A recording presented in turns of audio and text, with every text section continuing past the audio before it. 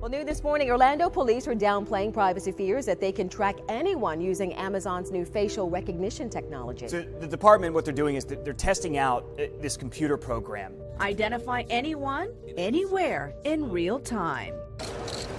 Sky News just used Amazon's facial recognition technology to ID guests at the royal wedding. Company that supplies body cameras to police forces across the country may now add facial recognition to them. But that move is sparking ethical concerns. Police officials may be outfitting officers nationwide with body cameras that have facial recognition. Privacy concerns are growing after the country's largest police body camera manufacturer, Axon, is entertaining the idea of incorporating AI technology into their body cameras. Axon, formerly known as Taser, is the maker of electroshock weapons and body cameras that are used by most major American police departments. The company is expressing interest in adding facial recognition to its body cameras, which would allow officers to scan and recognize faces of potentially everyone they see while on patrol. The government has a library of facial recognition. Oh, yes. A library. Well, the particular tens of thousands. The particular facial recognition we're talking about could take a picture of a couple hundred people at Yankee Stadium and then just type in Maria Bartiromo. Boom! If you're in that picture, there's my picture. There's your, not only your picture, but everything they need to know about you. Yeah, that's what I'm saying. Exactly right. And every place you have been in New York City in the fill-in-the-blank hours preceding the photograph. Orlando International Airport is expanding a program that uses biometric facial scans to verify a traveler's identity. Images are captured at the gate, and once you've gone through security, in 2 to 3 seconds, it's compared to a passenger's passport photo stored in a government database. Similar technology is already in place at several airports. The smartphone uses facial recognition technology to unlock it. But one day after Apple unveiled the iPhone 10, just one day later, a Democratic senator asked the company, what do you plan to do with all that data? It is the biggest leap forward since the original iPhone. In California this week, Apple pulled back the curtain on its latest gizmo, packed full of new tech and now new questions. We call this Face ID.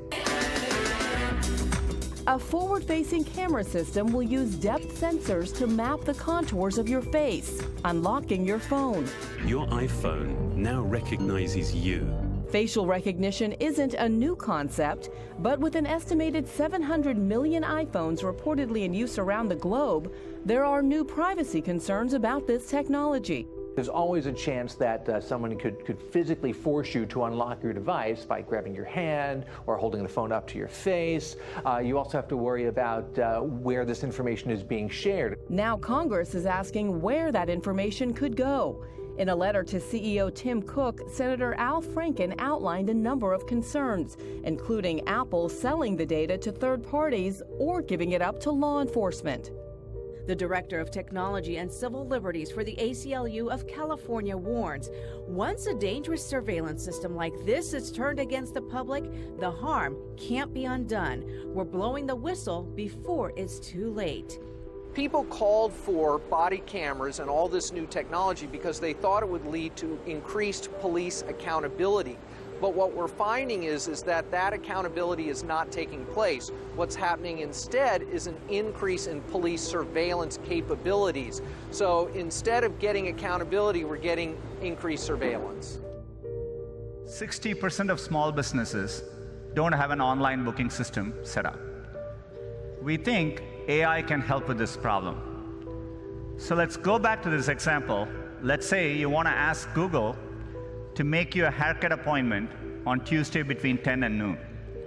What happens is the Google Assistant makes the call seamlessly in the background for you.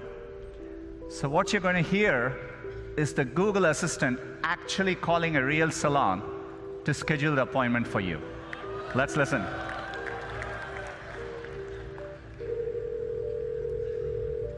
So how can I help you? Hi, I'm calling to book a women's haircut for a client. I'm looking for something on May 3rd. Sure, give me 1 second. Sure, what time are you looking for around? At 12 p.m. We do not have a 12 p.m. available. The closest we have to that is a 1:15. Do you have anything between 10 a.m. and 12 p.m.? Depending on what service she would like. What service is she looking for? Just a woman's haircut for now. Okay, we have a 10 o'clock. 10 a.m. is fine. Okay, what's her first name? The first name is Lisa.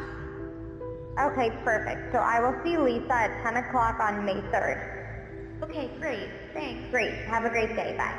That was a real call you just heard. The amazing thing is the assistant can actually understand the nuances of conversation. These guys are doing something amazing and frightening. They're using AI to clone your voice. And you can see some really obvious ways that this could be abused. This is fake Donald Trump talking. The United States is considering, in addition to other options, stopping all trade with any country doing business with North Korea. And then you could picture somebody taking over your voice and creating some mayhem in your personal life. In fact, a lot of people who work in artificial intelligence believe that artificial intelligence is 1,000 times smarter than we are. It will be moving at speeds that are 100,000 times as fast as we think, and it will be digesting information and data 1,000,000 times more than we can. What is artificial intelligence? There are a lot of confused ideas about this outside in the world. But the answer is very simple. It's one sentence. Artificial intelligence is software that writes itself. It writes its own updates. It renews itself. We normally tend to think of software as stuff that we created and that we wrote, and the machines do what we tell them to do, and we own it. This is not any longer true. It writes itself at speeds that we can hardly comprehend, and people who write it know that you can't take it apart again and figure out what it's done. It writes independently, autonomously. It develops its own way of thinking. And there are dangers associated with that. In HBO's critically acclaimed sci-fi series Westworld, robots fight to free themselves from human control as humans experiment with using these robots to become immortal. For 3 years we lived here in the park, refining the host. Myself, a team of engineers, and my partner. His name was Arnold. He wanted to create consciousness. As the show suggests, the robots have attained a measure of consciousness, the central idea of which has moved from whether consciousness can be artificially manufactured to whether we can preserve human consciousness by printing it onto AI. Do you think it's important to actually know what it is to be human before we jump into AI or AGI and be very clear about that? And secondly, is there a difference between wisdom and intelligence? And can it be very dangerous to have intelligence without wisdom? Can AI have wisdom? Intelligence has nothing to do with morality, and wisdom does.